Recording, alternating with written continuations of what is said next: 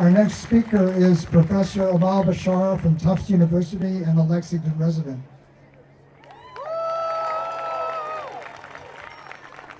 Thank you, Toby. Thank you to all the incredible organizers who made today possible. I'm so proud to be a Jumbo today, following a Tufts student, and proud to be standing with you all here today as a Lexington resident. As a Palestinian American, the last 2 years witnessing genocide have been incredibly difficult. Yet I've found in our community here in Lexington a renewed sense of connection to people who share my commitments to social justice, and also to people who, even if they don't share exactly my view of the world, recognize the dignity of my family and our Palestinian heritage. Thank you. The racism of this regime, the ways in which it's undermining our future by tearing down the glimmers of possibility that people have worked so hard for in climate policy and refugee rights, the ways this administration threatens an independent judiciary and free expression. These are outrages and threats to us all. Still, my family has found not just solace but also strength in small ways here in Lexington. We still have a robust social justice curriculum here. Woo! Teachers and staff have given my children the chances to talk about their multifaceted identities and perspectives on justice in ways that matter to them. This fall, that feels like no small feat. I'm also a professor at Tufts University. Universities across the country are facing new challenges every day, from an administration that seeks to extort our institutions of higher education. Trump is trying to defund science, enable discrimination against trans people, and entrench white privilege. He's trying to divide our university communities, but it isn't working. This week, we've seen universities like MIT, Brown, USC, and University of Virginia say no to this administration's base attempts at control. Higher ed is one of the front lines of this struggle for fundamental civil liberties today, as we saw all too chillingly when Rumeysa Ozturk, a student at Tufts, was abducted by plainclothes, masked ICE officers as she was on her way to a Ramadan iftar. What had she done?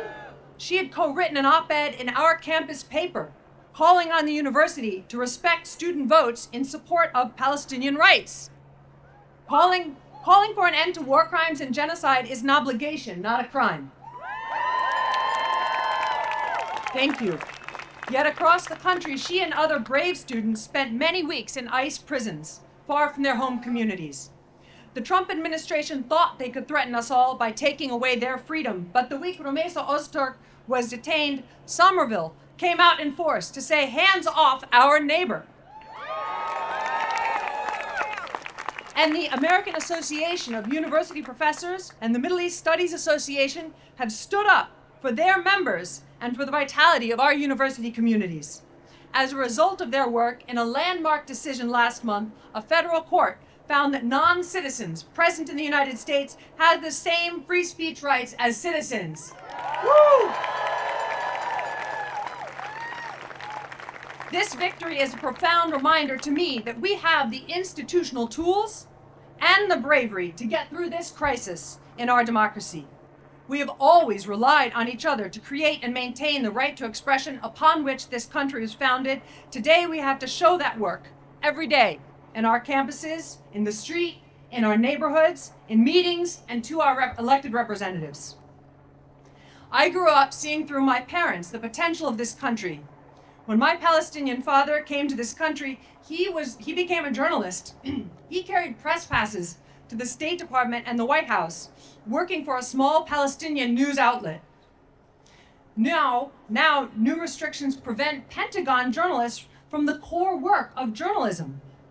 This week, dozens of journalists walked out of the Pentagon and turned in their credentials in protest of these restrictions. They show us, again, our free press, our access to information from our government is worth fighting for. So I am so proud to be here today with my dad, who long ago showed me the best of what American civil liberties can be. I'm here today to show the administration that we cannot be silenced, that we recognize the dignity of all those in our community and of people around the world. People must not be snatched from their schools, their jobs, and their families to makeshift prisons in the Everglades, or in Louisiana, or in Burlington. I'm here for the dignity of Palestinians, too, who have had the determination to stay in their homes despite the failings of U.S. policy. I'm here to say that we value the voices of those who advocate for justice and that we reject the administration's attempts to trample on the rule of law. I'm here for educational excellence, for workers' rights, for faculty governments.